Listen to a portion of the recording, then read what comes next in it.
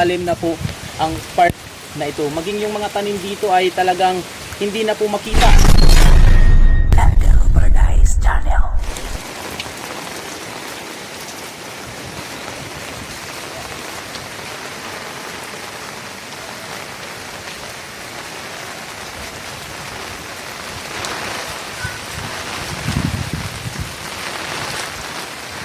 Dito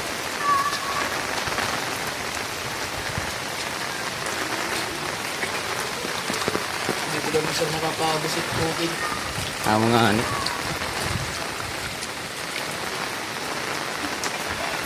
Okay mga Exxon, so nandito na po tayo ngayon sa paaralan ng San Andres Elementary School. So mapapansin nyo po sa ating likuran ay talagang mataas na yung tubig dito, ano.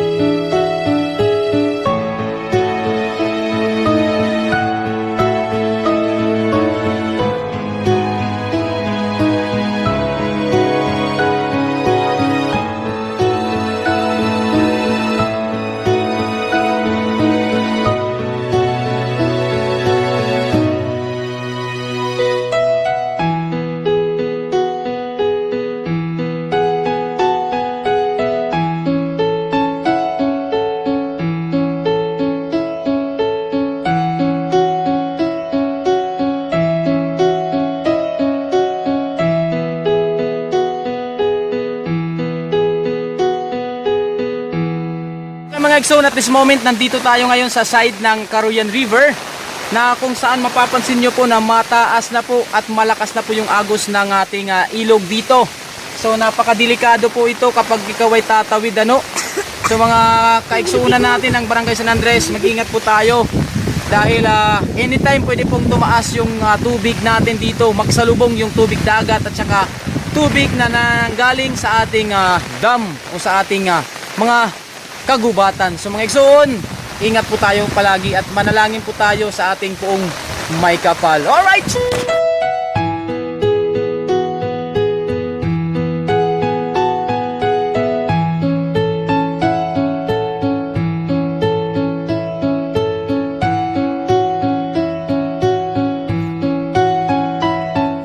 Okay, sa punto pong ito, nandito po tayo ngayon sa building nila Sir Butch, Ma'am Darlene at saka Ma'am Ligaya, na kung saan sa ating likuran ay makikita nyo po na natumba na po yung garbage station ng building na ito. At doon din sa banda kay Ma'am Ligaya room, meron ding mga puno ng saging na natumba na rin dahil sa lakas at malakas na buhos ng ulan. At saka pansinin nyo din po dito sa ating stage ng San Andres National High School, nagtatanggal na po o nagkatatanggal na po yung mga plywoods o mga ceiling ng kanilang stage. Oh, ayun po mga Exxon, pansinin niyo po. Kapi daw doy, kapi. Hawak. So ito po mga kaigsuunan, yung update ngayon dito sa paaralan ng San Andres National High School. So mag-iingat lang po tayo kasi hindi pa ito hindi na ang bagyong ito. So mga kaigsuunan, ingat po tayo, ano. So yun po, pansinin niyo po ang ating ceiling ng San Andres National High School stage. So talagang marami na pong pinsala ang bagyong ito.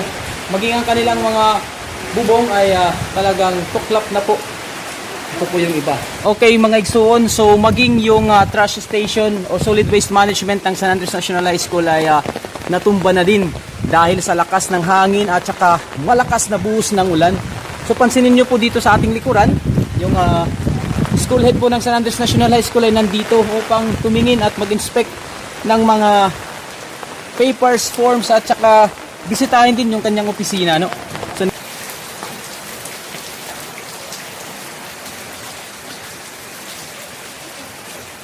So mga Exxon, nandito tayo ngayon sa opisina ng San Andres National High School school head, na kung saan mapapansin nyo po ay talagang umabot na ang tubig dito sa kanilang floor. Maging sa kanyang opisina ay mapapansin nyo po na talagang basang-basa na yung kanilang floor. At maging yung kanilang SBM hub, mapapansin nyo po mga kaigsuunan ay inabot na rin ng tubig, ano. So ayun po yung mga updates ngayon dito sa ating paaralan. Naway mag-ingat po ang lahat at saka sa lahat po ng mga guro, please secure po to our mga forms, school forms, lalong-lalo po yung mga permanent records ng mga bata. At maging yung ating mga gadgets din, i-secure po natin upang hindi mabasa at nang sa ganun magamit pa po natin ano. So yun po mga Exxon, ingatan po tayo palagi ng Panginoon. Salamat sa Diyos.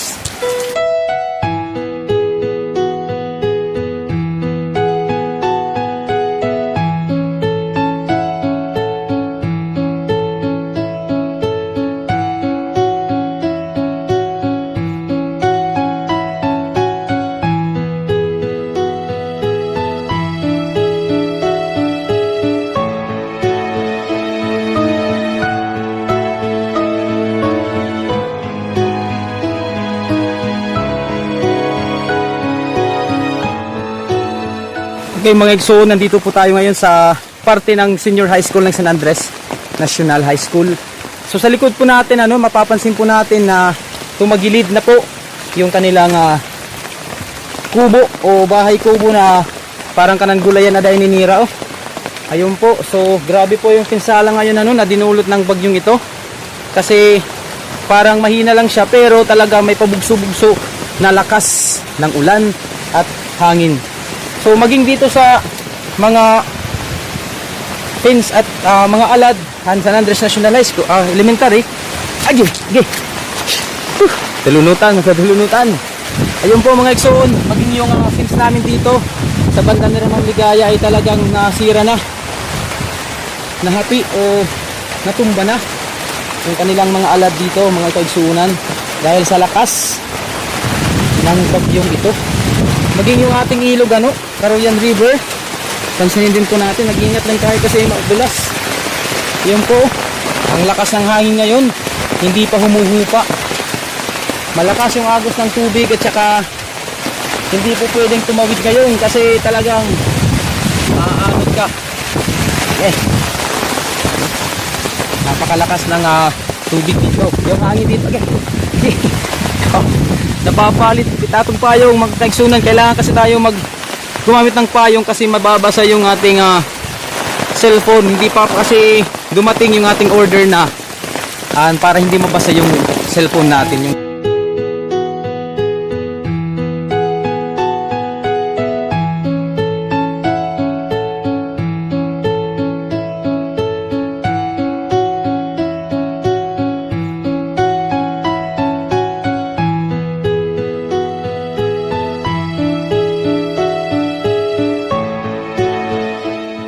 Yes mga Exxon, at this moment nandito tayo sa portion malapit sa opisina ng school head ng San Andres Elementary School. Kung pansinin nyo po mga Exxon, yung alad po dito, ito po ay concrete na alad ng San Andres Elementary School. Mataas po ito pero ngayon pansinin nyo po, abot ng tubig na po. So ibig sabihin malalim na po ang part na ito. Maging yung mga tanim dito ay talagang hindi na po makita dahil sa taas na po ng tubig.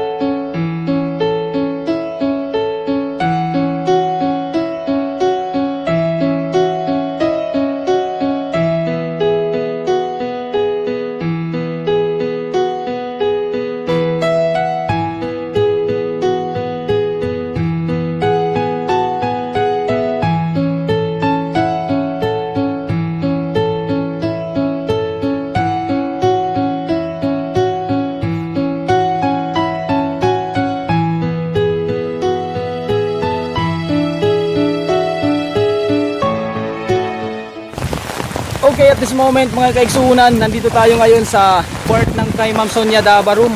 Pansinin nyo po kung gaano kalalim yung tubig dito.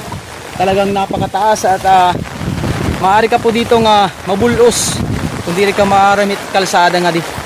Ayun po mga igsuno.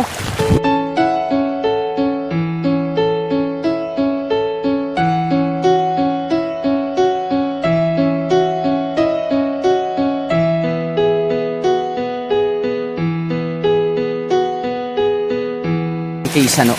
So yun po mga igsuon, naway naipakita ko sa inyo ang update ng paaralan ng San Andres National High School, San Andres Elementary School, sa kung gaano ka laki o kagrabe ang pinsala ng bagyong ito dito sa ating paaralan. So mga kaigsuunan, salamat po. Don't forget to like, share, comments and subscribe kasi hindi lang po biro ang ganitong trabaho ano. So yung akin na lang ay mapasubscribe nyo po yung aking YouTube at saka ma-share nyo po itong videos na ito nang sa ganun mapanood din ng iba, lalong lalo na yung mga nag-aral dito sa San Andres National High School o maging mga taga Barangay San Andres o maging taga Samar. Ayun po mga mga igsuunan, ito po yung nasa gitna po tayo ngayon ng plaza.